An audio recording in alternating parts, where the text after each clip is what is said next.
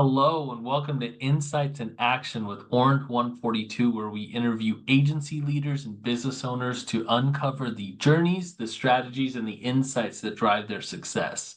At Orange 142, we're all about transforming brand stories and impactful digital experiences through innovative media and marketing solutions. And today I'm very lucky to be joined by Sean of Innovaxis Marketing. How's it going, Sean? Quite well. Awesome. Sean, I would love to just, start this off by learning a little bit more about you and your background and a little bit more about your agency. Well, started marketing in 2007, following a career entirely in B2B. That started in market research and moved on to product management. So I actually went to work for one of my favorite clients, who is Shure, the microphone manufacturer. Oh, But I worked on the digital signal processors and then moved on to high-speed document scanners, and then started my marketing consulting agency in 2007. So a real fun year to start a business, the beginning of the Great yeah, Recession. right. And so really our mission is to help primarily established businesses achieve double-digit growth, that's fueled by their marketing. Mhm. And that's really achieved by focusing on strategy. How do we translate sales and marketing goals into marketing deliverables? And then how do we execute on those with content and digital marketing? And so that's where our focus is.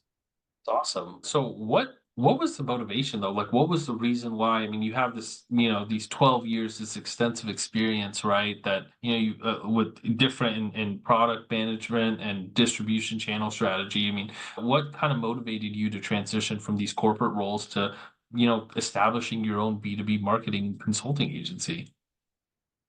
Well, I'd always wanted to start a marketing company, even in college, where there were did some initial marketing work, just more promotional marketing, but that's joined an organization called Pi Sigma Epsilon, which is a marketing organization. So that's really what got me interested in marketing, because I went to school to become an accountant, only to Oh, discover that I loathe accounting once I started taking accounting courses. I think it was cost accounting that really broke me.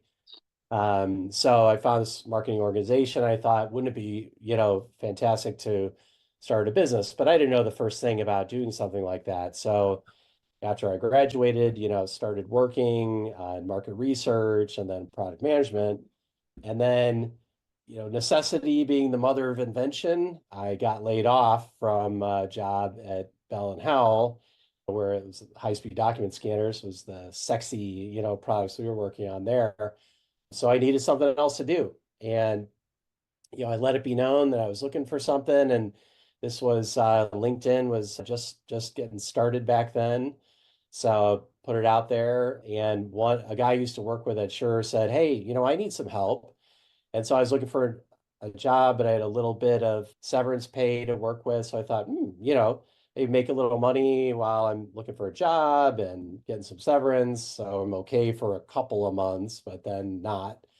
And then in working with him, I really liked it. I really liked being out of the corporate environment. He is a small business in the pro audio world, doing custom designs, and he'd come out with his own product. He needs somebody to really help, market and sell his product. So I really like doing that. And I thought, if I could get another client, he was paying me about half of what I was making, with a corporate job. yeah. But if I could find another one, I could replace my salary and, get it going and, start that business that I thought about so long ago, but never knew how to get it started.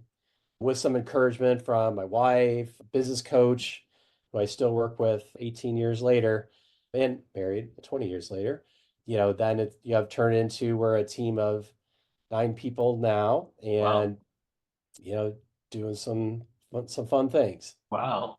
That's awesome. Innovaxis emphasizes developing holistic marketing strategies to fuel sustainable double-digit growth for B2B companies. And I'm curious, can you talk a little bit more about your process for creating these strategies?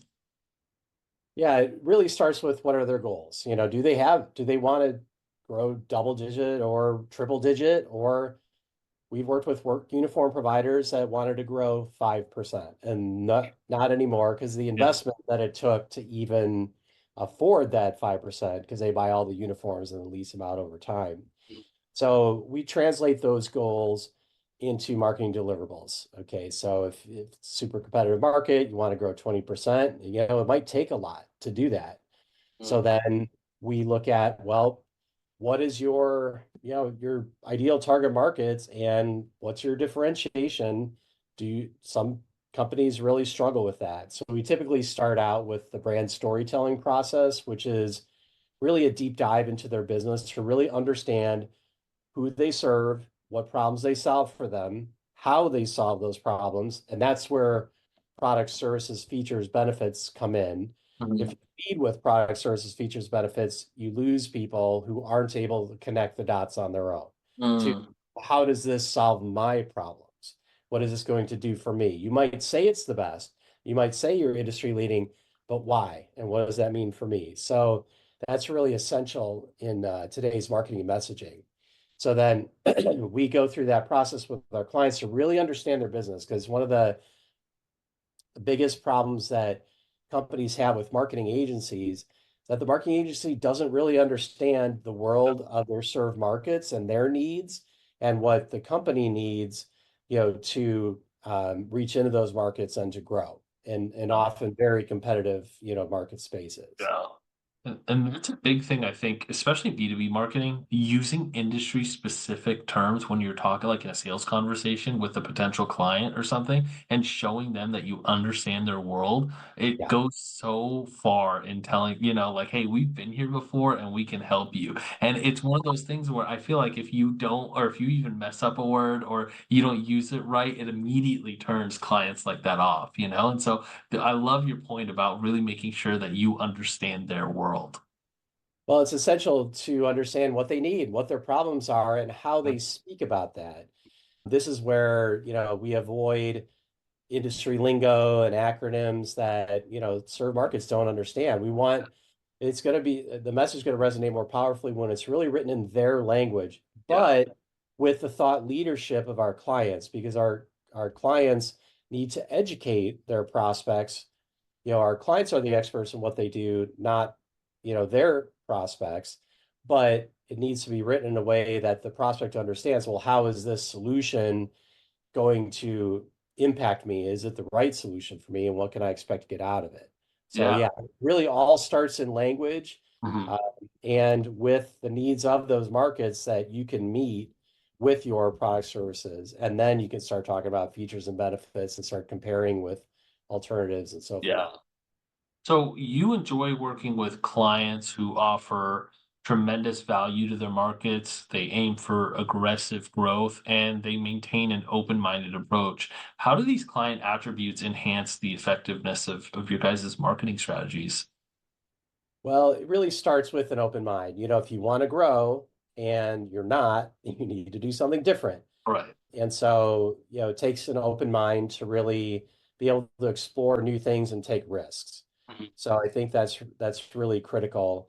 And then, yeah, the golden thread that runs through all of our clients is the value add. They really need to articulate that value in the Mhm. language of their prospects so the prospects understand it. And then Mhm. the prospect can say, well, is this right for me or not? Mhm. Because we all know that everything we do is not for everyone.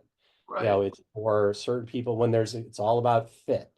But you need to articulate your value so that prospects can understand, is there a fit now or maybe in the future? And so our clients need help articulating that value because sometimes, especially when you look at blue ocean strategy, that there's often value in what you provide you may not fully understand. So it's really important to talk with prospects and customers to understand where they see value in you, as well as just things in general and what their needs are, and then to orient yourself to that. And if they value things that you don't provide, it's probably not, a good target Right. market for you. So, one quick look at your website, and you guys work with a lot of different industries in the B2B space, but is there a specific like, small business, mid-size, enterprise? Like, is there a specific level that you find yourself you work best with? I think there's a couple of sweet spots which are really kind of the same. It's either the, let's say, 5 to $100 million company, sometimes less, that's really growth oriented and investment minded, and sometimes larger, but they've got a part of the organization we work with. So we've worked with billion-dollar companies, but we worked with a smaller part, not at that big corporate level. We're Right. probably too small for that. But for their divisions, we could be a perfect fit because we're larger than most marketing departments Mhm. of, even, some decent sized middle-sized companies. Right. So and then I like to think about it as old school and new school. So old school, we love working with, I've got a manufacturing background, so we love working with manufacturing, their distributors, their resellers and VARs, construction, to help modernize their marketing so that it can become a competitive advantage. Adding e-commerce when that's a fit, even for services. Then new school is more the software vendors, their technology integrators, the even professional services are often, more forward-thinking, more digitally savvy, but they might suffer from random acts of marketing. They've tried lots of different things, but they're not gaining traction. I talked to one that said we're literally throwing bleep against the wall, it seems, and we're not getting anywhere. So they need strategy and then they need help with execution.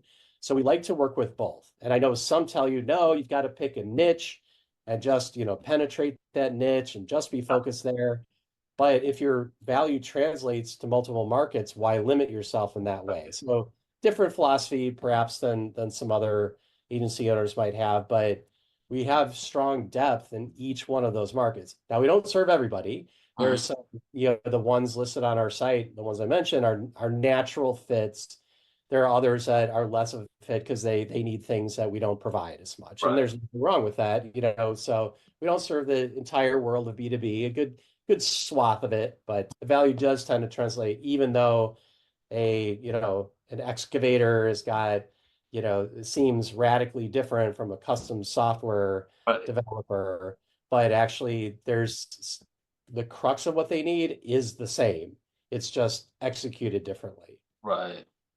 Wow, good point. I like that. And you mentioned something a little earlier that I wanted to touch on. As a blue ocean strategy practitioner, you advocate for creating uncontested market space. So how do you integrate this methodology with SEO practices to help clients stand out in saturated markets? And what kind of common misconceptions do you address about SEO with your clients? Well, with Blue Ocean Strategy, when we think about inbound marketing and people actively searching for the solutions you provide, well, SEO helps you pull them in. So that's demand capture. So you need content is central to that, optimized for search, supplemented with content syndication, Google Ads. So you're pulling in as many of those people as possible. But of course, that's the first battle. Second is your messaging. Your brand storytelling has got to resonate. We talked about that before. So that you pull them in, resonate. That's where lead generation and e-commerce sales comes from. Hmm. But there's always more people not searching for what you do at any given time than are. We Yeah. all know email marketing and other outbound efforts is an uphill battle. It's Hmm. important, if you have powerful messaging, you're very targeted, it can work, Right. especially if you don't give up on it. You have different types of touch points, et cetera. But then you often find yourself in the red ocean of competition where it's a heavily saturated market, and so where is there less competition where they going to appreciate the value that you offer. So the one of the most important aspects of Blue Ocean, especially to start with, are where are there adjacent markets? Adjacent meaning they're different from your serve market in some significant way, but they value what you do in a very similar way as the people you serve today. So that's why it's really important to understand your value and where you are enhancing value over strategic alternatives and where you're offering value no one else can touch, and then knowing where people value that, which markets value that, then going after them. And sometimes also it's finding new revenue streams with target markets you're serving today. You know, we've got a company that they design the pallet displays for everything sold on the floor at Costco Mm, and the other warehouse clubs. And so, but oftentimes large companies need what they do, but the large company can only work with the designated vendors. right. And and so they get to a point where their designated vendors are underserving them. Our client is a perfect fit, but they don't have designated vendor status. So we identified, well, if that company can, maybe the order goes through the designated vendor, but they can do the project or the program management, because those vendors aren't going to be proactive. They don't know what the retailers need, but our client does. So then they could shepherd these projects through so they could be successful. Maybe they don't get the order, which they'd really like to have, but they get the consulting, and then maybe they can become a designated vendor in time. So that's Right. a way where it's not all or nothing to work with these prospects, and it gives them a roadmap to then becoming designated vendors for these larger companies that they really want to work with. So that's just a brief example, though. There may Yeah. be untapped revenue streams where your existing markets that you serve see so much value, they're willing to pay for it. But if you're willing to work in a different way than what you do for manufacturers, sometimes that's providing services, that go along with their products, and or monetizing the discovery process. For professional services, there might be a whole bunch of service areas that you could develop that you haven't thought of because you don't see how your markets value what you do in their eyes. Yeah. And that's the value of hiring an outside agency like yours, because you guys bring that perspective. Sometimes, as a company, you get tunnel vision a little bit, and so I look there's where the value comes from. And we're a big fan of repeatable processes. So the Yeah. brand story process, the blue ocean Right. strategy process, these are, established, and we evolve them over time because things change and they can't remain stagnant. We're big fans of, more of an agile marketing approach. But it's important to have, a well-honed process like that versus it just being a purely creative endeavor. Obviously, people need creativity, in what they do, but they need, But a process to really surface the most important elements of what they do so that then, new marketing opportunities can be capitalized on. yeah. Well, this has been so great, Sean. Where can people learn more about you, and where can people learn more about your agency? Well, just Google B2B marketing agency and you'll find us on the first page. Wow. Might be below the paid search results, or you could go to innovaxisinc.com. That's INNOVAXISINC.com. Perfect. Well, thank you so much for being on. This is very great, very informative. Thank you, Shiv. It's my pleasure.